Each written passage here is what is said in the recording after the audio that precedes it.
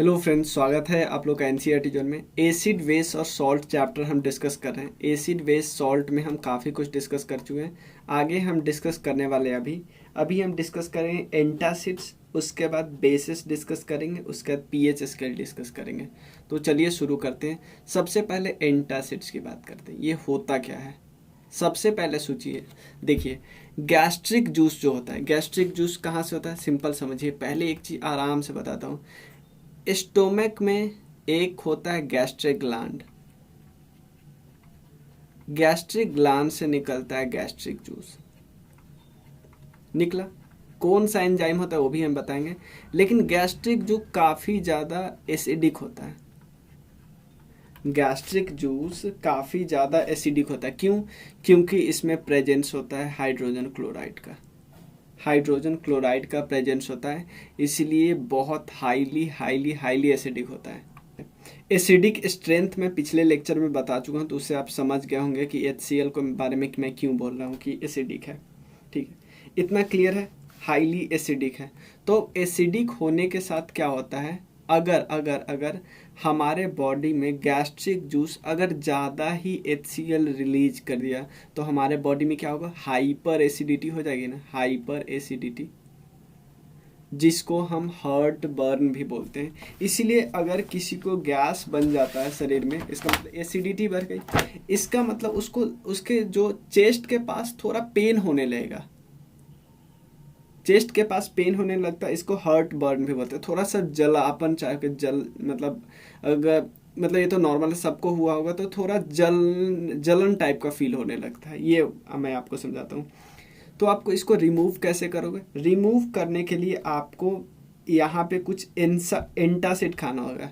देखो, एसिडिक है ऑलरेडी, आप यहाँ पे कुछ आप बेसिक डाल दोगे तो ये न्यूट्रल नहीं हो जाए, क्योंकि आफ्टर ऑल आपको क्या करना है? न्यूट्रलाइज ही तो करना है। आफ्टर ऑल आपको न्यूट्रलाइज ही तो करना है। तो एसिडिक आपके बॉडी में बहुत ज़्यादा हो गया HCl, तो आप कुछ एंटासिड खाओगे जिसको डाइजिन या गेलुसिल बोलते हैं, जिसका फॉर्मूला ये है MgOH2.AlOH3। तो ये है डाइजिन या गेलुसिल का फॉर्मूला। उसके अलावा मिल्क ऑफ मैग्नीशिया का फॉर्मूला है MgOH2। क्लियर? ये मिल्क ऑफ मैग्नीशिया प्रॉब्लम है। तो ये क्या करता है? न्यूट्रलाइज कर देता है किसको? HCl को। HCl कहाँ से निकलता है? गैस्ट्रिक जूस से निकलता है। गैस्ट्रिक जूस कहाँ से निकलती है? गैस्ट्रिक ग्लैंड से निकलती है। समझ में आया ना? कोई दिक्कत नहीं है ना? जो मिनरल एसिड होते हैं ना, जो मिनरल एसिड, पता है हमारे बॉडी में HCl, हम देखो हमारा खाना जो बहुत भयंकर कुछ भी खा लेते हो पच जाता है, उसका मेन कारण HCl ही है। HCl क्या करता है? इतना कोरोसिव नेचर की होता है। इवन शरीर के बाहर रखने पे शरीर स्किन को बर्न भी कर देता है। इसमें इवन क्लोथ में भी छेद कर सकता है, ये सभी हो जाता है। लकड़ी को जला सकता है, मेटल को कोरोड कर सकता है, स्टोन वर्क को कोरोड कर सकता है। इसीलिए हम एसिड को ऐसे कंटेनर में लगते हैं जो ग्लास का बना हो या सिरामिक का बना हो। मतलब तो आपसे पूछा जाएगा कि एसिड को हम ग्लास या सिरामिक के कंटेनर में क्यों रखते हैं, मेटल कंटेनर में क्यों नहीं रखते? क्योंकि कोरोड होना लगता है वो। समझ में आया ना? तो एंटासिड के बारे में बेसिक जानकारी हमें मिल गई। तो HCl कहाँ से प्रेजेंट होता है? गैस्ट्रिक जूस में मिल जाता है। ठीक है ना? मतलब डाइजेशन में अगर सबसे इम्पॉर्टेंट रोल प्ले करता है तो HCl। लेकिन अगर बहुत ज़्यादा हमारे शरीर में रिलीज हो जाए तो उसको हम क्या बोलते हैं? हाइपर एसिडिटी बोलते हैं, बहुत ज़्यादा। तो HCl का यूज कहाँ कहाँ होता है? जनरली बॉडी में तो बन ही रहा है, लेकिन शरीर के बाहर कहाँ का यूज होता है? बाथरूम क्लीनर में हम यूज करते हैं, बाथरूम क्लीनर में। उसके अलावा लेदर इंडस्ट्री में यूज किया जाता है, टैनिंग में, लेदर इंडस्ट्री में। डाइंग वगैरह में यूज किया जाता है, डाइंग या टेक्सटाइल इंडस्ट्री में। ठीक है ना? ये सब में एक जगह यूज किया जाता है। एक और चीज़ याद करिए, जो पीएच मान होता है स्टोमक का, क्योंकि वो हाईली एसिडिक होता है, तो एसिडिक का मान आपको पता है 7 होता है न्यूट्रल, 7 से कम होता है पीएच का मान एसिडिक, 7 से ज़्यादा होता है बेसिक। याद है हमें? तो जो स्टोमक में जो पीएच होता है उसका बहुत कम होता है, यानी हाईली एसिडिक होती है। क्लियर? इसीलिए फूड को ब्रेक करने का काम करती है और न्यूट्रिशन को एब्जॉर्ब कर लेती है फूड के अंदर से। फूड के अंदर जो हम खाना खाते हैं उससे न्यूट्रिशन को ऑब्जर्व करते हैं, फूड को ब्रेक करके। ठीक है, हाईली एसिडिक होता है और इसका कलर थोड़ा याद करें, लाइट येलो एसिडिक कलर होते हैं। ठीक है, दो एंजाइम होते हैं गैस्ट्रिक जूस में, दो एंजाइम मिलते हैं, एक का नाम है पेप्सिन और एक का नाम है रेनिन। एक का नाम है पेप्सिन और एक का नाम है रेनिन। ठीक है ना। इसके अलावा एक और चीज, ये लाइन याद नहीं रखिएगा आप, यहाँ पे याद रखिए, दो एंजाइम है। पेप्सिन क्या करता है, प्रोटीन को तोड़ देता है पेप्टोन्स में, और रेनिन क्या करता है, कैसिनोजिन को कैसीन में ब्रेक कर देता है, कैसिनोजिन को ब्रेक कर देता है कैसीन में। तो दो याद रखें, मतलब कि गैस्ट्रिक जूस से दो एंजाइम रिलीज होते हैं, पेप्सिन और रेनिन। ये मैं अलग से इंफॉर्मेशन दे रहा हूँ, ये इसका पार्ट नहीं है। और पेप्सिन क्या करता है, प्रोटीन को पेप्टोन्स में कन्वर्ट करता है, ये क्वेश्चन आया हुआ है। और रेनिन क्या करता है, कैसिनोजिन को कैसीन में कन्वर्ट करता है, ये हम ध्यान रख सकते हैं। तो अभी तक हमने एंटासिड में कोई दिक्कत नहीं है, एंटासिड हमारा हो गया, क्लियर है ना, एंटासिड हमारा हो गया। अब हम आगे डिस्कस सकते हैं बेस। जिस तरह हमने डिस्कस किया था कि जो हमारा एसिड होता है, एसिड थोड़ा सा खट्टा होता है, तो बेस थोड़ा सा तीखा होता है। क्लियर, बेस क्या होता है, थोड़ा सा बीटर टेस्ट होता है, थोड़ा तीखा होता है, या सोपी टच होता है, मतलब साबुन की तरह फिसलने वाला टच होता है। ठीक है ना। अब जिस तरह एसिड क्या हो रहा था, एसिड को जब एक्वस सॉल्यूशन में रख रहे थे, एक्वस सॉल्यूशन में, तो क्या कर रहा था, H+ को रिलीज कर रहा था। जो जितना जल्दी H+ को रिलीज कर रहा था उसको हम एसिडिक स्ट्रेंथ में ऊपर रख रहे थे। लेकिन बेस में क्या होगा, बेस में क्या होगा, एक्वस सॉल्यूशन में रखने पे वो OH- को रिलीज करेगा। जो जितना जल्दी वो OH- को रिलीज करेगा वो हाईली बेसिक होगा। Clear, highly basic. ठीक है, एक टर्म हमने और डिस्कस किया था पिछले क्लास में, बेसिसिटी ऑफ एसिड। इसका मतलब मैंने देखा था कि एक एटम कितने H+ को रिलीज करता है। अगर एक H+ को रिलीज करता है तो बेसिसिटी 1, 2 करता है तो बेसिसिटी 2, अगर 2H+ रिलीज करता है, 3 करता है तो बेसिसिटी 3। यहाँ पे क्या होगा, इसका उल्टा, क्योंकि यहाँ पे बेसिक है, बेस है, तो यहाँ पे acidity of base, acidity of base. ठीक है ना, थोड़ा सा उल्टा, एसिडिटी ऑफ बेस। अगर कोई एक OH- रिलीज करेगा तो उसका बेसिसिटी 1, 2 करेगा तो उसका 2, 3 करेगा तो 3, नॉर्मल बात है। ठीक है ना, कोई दिक्कत नहीं ना। अब थोड़ा सा बेस के बारे में डिस्कस कर लेते हैं। इसका टेस्ट थोड़ा सा क्या होता है, तीखा होता है। अब पिछले क्लास में हमने लिटमस टेस्ट के बारे में थोड़ा किया था, लिटमस के बारे में हमने थोड़ा आपको बताया था, ये एक नेचुरल इंडिकेटर है, ध्यान देना, नेचुरल इंडिकेटर है। ये जिस प्लांट से एक्सट्रैक्ट किया जाता है वो एक लाइकेन है, लाइकेन। और लाइकेन किस किस का सिम्बायोटिक रिलेशनशिप है, एल्गी और फंगी का। ये सब बात हमें पता होना चाहिए। जब हमें जैसे ही लिटमस वर्ड आया तो हमारा बीच में पीछे पता होना चाहिए। लिटमस 2 टाइप का होता है, ध्यान देना। होता क्या है, एसिडिक क्या करता है, एसिडिक बार, मैंने आपको बताया था ना, बार, क्या हो रहा है पेन का, बार, यानी 1 से रुके तो पेन का, बेस देखो, सॉरी, ब्लू रेड में कन्वर्ट हो जाता है एसिड के प्रेजेंस में। ब्लू लिटमस रेड में कन्वर्ट हो जाता है किसके प्रेजेंस में, एसिड के प्रेजेंस में। बार याद रखो ना, ये एसिड के लिए है। लेकिन बेस के केस में क्या होता है, उल्टा हो जाता है, उल्टा, रेड ब्लू में कन्वर्ट हो जाता है बेसिक, आरबीबी। ठीक है ना, ठीक है, बार आरबीबी ऐसे याद कर लो, कोई दिक्कत नहीं। अब वाटर सॉल्युबल बेस को हम क्या बोलते हैं, अल्कलाइज बोलते हैं। अल्कलाइज, जो बेस वाटर में घुल मिल जाते हैं उसको अल्कलाइज बोलते हैं। इतने में कोई प्रॉब्लम नहीं है ना, कोई दिक्कत नहीं है। चलिए आगे हम देखते क्या है। हाँ, बेस के बारे में एक दो और देखते हैं। हाँ, बेस क्या कर रहा है, बेस से OH- क्या हो रहा था, रिलीज हो रहा है।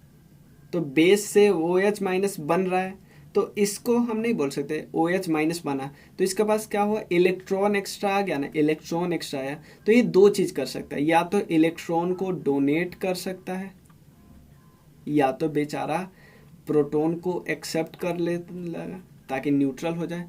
या तो इलेक्ट्रॉन आ गया ना बेस के पास, तो दो काम कर सकता है, या तो इलेक्ट्रॉन को डोनेट कर सकता है या प्रोटॉन को एक्सेप्ट कर सकता है। प्रोटॉन को एक्सेप्ट कर सकता है या इलेक्ट्रॉन को डोनेट कर सकता है। इलेक्ट्रॉन को डोनेट करने का थ्योरी कौन है? Lewis theory. प्रोटॉन को एक्सेप्ट करने वाली थ्योरी को क्या हम बोलते हैं? Bronsted and Lowry concept. याद रखिए, ये अलग से मैंने आपको बता दी, ये आपको लूसेंट ऑब्जेक्टिव में, लूसेंट जीके में दिया हुआ है उसे, ठीक है। उसके बाद इतना क्लियर है ना? अल्कलाइंस बोलते हैं वाटर सॉल्युबल बेस को अल्कलाइज बोलते हैं। जैसे कुछ बेस जो वाटर में सॉल्व हो जाते हैं ना, जैसे एग्जांपल हम ले लेते हैं इसमें NaOH या पोटेशियम OH, पोटेशियम, ठीक है। देखो एक और चीज, जितने भी अल्कलाइंस हैं, ध्यान देना, एक चीज मैं आपको बताता हूँ, वाटर सॉल्युबल बेस, ध्यान देना, वाटर सॉल्युबल बेस को अल्कलाइज बोलते हैं। यानी जो बेस पानी में पिघल जाएगा उसको अल्कलाइज बोलेंगे। लेकिन ऐसा जरूरी थोड़ी है सबके सब पानी में पिघल जाए। तो इसका मतलब हर एक अल्कलाइन, हर एक अल्कलाइज बेस जरूर होगा, लेकिन हर एक बेस अल्कलाइज नहीं होगा। समझ में आया ना? क्योंकि सब थोड़ी पिघलेगा, ठीक है ना। और एसिडिटी ऑफ बेस तो हमने डिस्कस कर ही लिया, ठीक है। अब स्ट्रेंथ ऑफ, देखो स्ट्रेंथ में मैंने बता दिया भाई, जो जल्दी OH को रिलीज करेगा वो स्ट्रॉन्गर होगा। वीक कौन होगा? जो धीरे धीरे रिलीज करेगा। तो दो आपको मैं बताता हूँ, जो स्ट्रॉन्ग बेस का एग्जांपल है KOH और NaOH। वीक बेस का एग्जांपल है NH4OH या FeOH3। क्लियर है? इतना हो गया। अब हम नेक्स्ट टॉपिक डिस्कस कर रहे हैं, न्यूट्रलाइजेशन हम डिस्कस करते हैं। न्यूट्रलाइजेशन का सिंपल मतलब होता है रिएक्शन, ध्यान देना, neutralisation reaction may be defined as a reaction between an acid and a base producing, अगर एसिड जिससे H+ निकलता है और बेस जिससे OH- रिलीज होता है, अगर ये दोनों आपस में क्या करेंगे? रिएक्ट करेंगे, तो क्या बनेगा? सॉल्ट बनेगा। क्या नाम है? NaCl plus plus plus plus water release होगा। समझ में आना?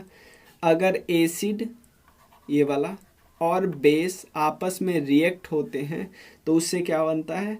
सॉल्ट बनता है और बहुत ज़्यादा वाटर रिलीज होती है। ये हम बेस पहले डिस्कस करेंगे, उससे पहले 2-3 पॉइंट डिस्कस कर लेते हैं यहाँ पे है। हाँ देखो यहाँ पे सिंपल लिखा हुआ है, carbon dioxide gas does not support combustion, so it can extinguish a burning substance like a burning candle. Simple समझो, कार्बन डाइऑक्साइड से आग लगने वाला नहीं है, आपको कंबसन के लिए O2 का यूज करना होगा, ये याद रखिए बस, ठीक है।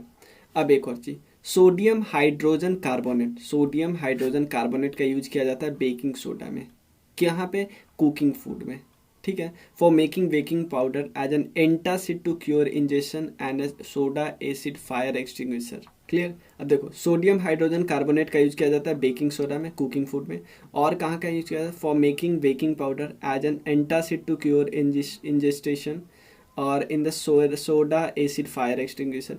इन हर जगह पे, चाहे आप कुकिंग फूड में बेकिंग सोडा बनाने के लिए हो, या आप बेकिंग पाउडर बनाने के लिए, या एंटासिड मतलब एज ए एंटासिड यूज किया जाता है क्यों इंजेस्टेशन, जो एसिडिटी, हाइपर एसिडिटी हो गया था उसको ख़त्म करने के लिए, और सोडा एसिड फायर एक्सटिंग्विशर हर जगह यूज किया जाता है, ठीक है ना। कोई दिक्कत नहीं, हर जगह यूज किया जाता है इन सब चीज़ का। कार्बन डाइऑक्साइड क्या होता है? सपोर्ट नहीं करता, इसलिए जो फायर एक्सटिंग्विशर नहीं होता है जो आग को बुझाता है, उसमें यूज किया जाता है। नेक्स्ट है, कुछ बेसिस है, जैसे यहाँ पे सोडियम हाइड्रो ऑक्साइड जिसको हम कॉस्टिक सोडा बोलते हैं, सोडियम हाइड्रो ऑक्साइड जिसको कॉस्टिक सोडा बोलते हैं, क्लियर, NaOH। इसका यूज किया जाता है सोप बनाने में, साबुन बनाने में, पेट्रोलियम को रिफाइन करने में। सोडियम हाइड्रो ऑक्साइड जिसको हम कॉस्टिक सोडा बोलते हैं, कॉस्टिक पोटास देखो याद रखने के लिए caustic soda sodium, caustic potash potassium, ऐसे याद करना। पोटेशियम हाइड्रोक्साइड KOH, इसका इसका आपको यूज किया जाता है अल्कलाइन स्टोरेज बैटरी में। उसके बाद साबुन बनाने, ऑब्वियसली साबुन बनाने में दोनों का यूज किया जाता है। CO2 गैस को एब्जॉर्ब करने में यूज किया जाता है, किसका? पोटेशियम हाइड्रोक्साइड, जिसको हम कॉस्टिक पोटास बोलते हैं। कॉस्टिक सोडा में क्या होगा? सोडियम, पोटास में पोटेशियम। अमोनियम हाइड्रोक्साइड, इसका यूज किया जाता है अगर कहीं पे ग्रीज लगा ना उसको रिमूव करने में, और ग्रीज शर्ट वगैरह पे लगा है वहाँ से रिमूव करने में। विंडो पैनल को क्लीन करने में, अगर दाग उग लग गया उसको। कैल्शियम हाइड्रोक्साइड, इसको स्लैक्ड लाइम बोलते हैं, कैल्शियम हाइड्रोक्साइड को ACaOH। अब थोड़ा CaOH नहीं होगा एक्चुअली, देख लेना अब क्या होता है, CaOH2 होगा, ठीक है। In manufacture of bleaching powder, softening of hard water for white wash, इन जगह यूज किया जाता है। ब्लीचिंग पाउडर में, हार्ड वाटर को सॉफ्टन करने में, वाइट वॉश करने में। मैग्नीशियम हाइड्रोक्साइड, जिसको मिल्क ऑफ मैग्नीशिया भी बोलते हैं, मैग्नीशियम हाइड्रोक्साइड जिसको मिल्क ऑफ मैग्नीशिया बोलते हैं, MgOH2 होता है।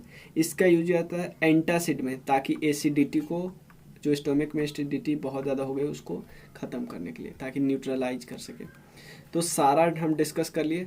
Sodium hydroxide caustic soda, potassium hydroxide caustic potash, ammonium hydroxide जिसका यूज किया जाता है ग्रीज को ख़त्म करने के लिए, कैल्शियम हाइड्रोक्साइड, मैग्नीशियम हाइड्रोक्साइड।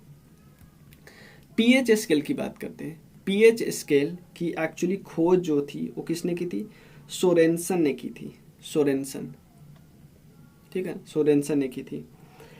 ये क्या बताता है? ये किसी सॉल्यूशन की एसिडिटी और बेसिक स्ट्रेंथ बताता है, ठीक है ना। एसिडिटी, एसिडिक और बेसिक स्ट्रेंथ बताता है। तो अब क्वेश्चन उठता है कि भाई H+ तो सिर्फ एसिडिक में होता है, तो स्ट्रेंथ तो देखो, तो इसीलिए ना H+ अगर ज़्यादा होगा, H+ ज़्यादा होगा तो क्या होगा? वो हाईली एसिडिक होगी, हाईली एसिडिक होगी, ठीक है। लेकिन आप बोलोगे भैया H+ ज़्यादा, इसका मतलब हाईली एसिडिक, लेकिन आप बोले हो 7 से कम वाले एसिडिक होते हैं, तो यहाँ पे ज़्यादा वाला ना होना चाहिए, 7 से ज़्यादा नहीं, यहाँ पे माइनस साइन है ना, समझ में आया ना, सिंपल। तो आप पीएच क्या निकलता है? पीएच होता है लॉग ऑफ हाइड्रोजन आयन का माइनस, या हम बोल सकते हैं लॉग ऑफ 1 हाइड्रोजन आयन, समझ में है ना। पीएच का वैल्यू 0 से 14 होता है, 0 से 7 होता है, 7 न्यूट्रल होता है, 0 से, इससे पहले 7 से पीछे और 0 तक ये होता है एसिडिक, और ये होता है बेसिक। ये बिल्कुल एसिडिटी घट रही 0 पे हाईली हाईली हाईली एसिडिक, और 14 हाईली बेसिक, ठीक है ना, कोई दिक्कत है? ये लाइन है, ठीक है। कुछ कुछ का एग्जांपल देता हूँ। 1 किसका होता है? गैस्ट्रिक एसिड का, गैस्ट्रिक एसिड। 2 किसका होता है? Lemon juice, lemon juice. 3 होता है ऑरेंज। 4 होता है टोमेटो। 5 होता है ब्लैक कॉफ़ी। कुछ एग्जांपल है ब्लैक कॉफ़ी जो मुझे थोड़ा इंटरनेट पे मिले। उसके अलावा 6 होता है यूरिन का। तो यूरिन याद रखना, यूरिन एसिडिक होता है, ठीक है ना, ये तो बिल्कुल डिस्टिल्ड वाटर होता है, ठीक है ना। और जो साइटोप्लाज्म होता है, जो हमारा सेल, वो थोड़ा सा न्यूट्रल से थोड़ा कम इधर होता है, 6.8 होता है। और जो हमारा ब्लड होता है वो होता है 7.4, याद रखिए, ब्लड 7.4, 6.8 होता है साइटोप्लाज्म। जो सेल नहीं होता, सेल में सेल मेम्ब्रेन के नीचे जो लिक्विड होता है अंदर में, उसकी बात कर रहा हूँ। 8 होता है सी वाटर। 9 होता है बेकिंग सोडा। 10 होता है milk of magnesia, milk of magnesia. 11 होता है अमोनिया सॉल्यूशन। 12 होता है सोपी वाटर। 13 होता है ब्लीचिंग पाउडर, ठीक है। तो ये सारा एग्जाम्पल दिया हुआ था कुछ, तो मैंने बता दिया, ठीक है, यहाँ पे दिया भी हुआ है, ठीक है ना। तो यहाँ पे देखो गैस्ट्रिक जूस, लेमन जूस का 2.5 है, वाइनेगर का 4, tomato juice 4.1, coffee 5, acidic rain, ये इंपॉर्टेंट है एसिडिक रेन, जिसमें क्या होता है NO2 प्लस SO2 होता है 5.2, सॉफ्ट ड्रिंक 6 है, यूरिन 6 है, milk 6.5, pure water 7, blood 7.4, toothpaste 8, washing soda 9, milk of magnesia 10.5, concentrated sodium hydroxide 14, ठीक है ना, कॉन्सनट्रेटेड सोडियम हाइड्रोक्साइड ये 14 है, ठीक है। नेक्स्ट टॉपिक है इंडिकेटर, ठीक है, ये हम रहने देते हैं कल के लिए, लेकिन इंडिकेटर मैं बताता हूँ क्योंकि इंडिकेटर में काफ़ी चीज़ तो हम बता ही चुके हैं। देखो कुछ इंडिकेटर है, indicator is a dye that changes colour when put into acid और बेस। भाई एक डाई है जो अपना कलर चेंज कर देंगे, अगर उसमें एसिडिक डालेंगे तो कलर कुछ और हो जाएगा, बेस डालेंगे तो कलर कुछ और हो जाएगा। कुछ एग्जाम्पल है इंडिकेटर के, लिटमस, मेथाइल ऑरेंज और फेनोल पैथेलिन।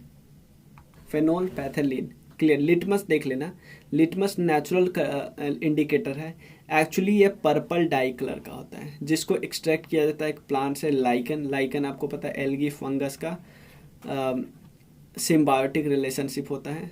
2 टाइप का होता है, ब्लू लिटमस और रेड लिटमस, याद रखना बार RBB। ब्लू रेड में कन्वर्ट हो जाता है एसिडिक सॉल्यूशन में, रेड ब्लू में कन्वर्ट हो जाता है बेसिक सॉल्यूशन में। लेकिन लिटमस सॉल्यूशन अगर न्यूट्रल में रखे तो वो पर्पल कलर का होता है, पर्पल कलर का, ठीक है ना, ये तो हमने याद ही रखा। कलर चेंज हो जाता है रेड ब्लू में, ठीक है ना, रेड ब्लू में। टर्मरिक में क्या होता है, येलो रेड में कन्वर्ट हो जाता है, मिथाइल ऑरेंज में रेड येलो में कन्वर्ट होता है, फेनोल्फथालीन, ठीक है ना। सिंपल इतना समझो, लिटमस अगर एसिड में रहेगा तो रेड कलर का, यहाँ पे देखें ना एसिड में क्या हो रेड कन्वर्ट हो जाता है, लेकिन बेस में क्या कन्वर्ट हो जाता है, ब्लू में कन्वर्ट हो जाता है, हमने देखा ना बेस में ब्लू में कन्वर्ट हो जाता है। टर्मरिक में क्या होगा, एसिड में रहेगा तो येलो, बेस में रहेगा तो रेड। मिथाइल ऑरेंज में रेड रहेगा, येलो हो जाएगा और बेस में रहेगा था। फेनोल्फथालीन एसिडिक में कलरलेस, बेस में पिंक।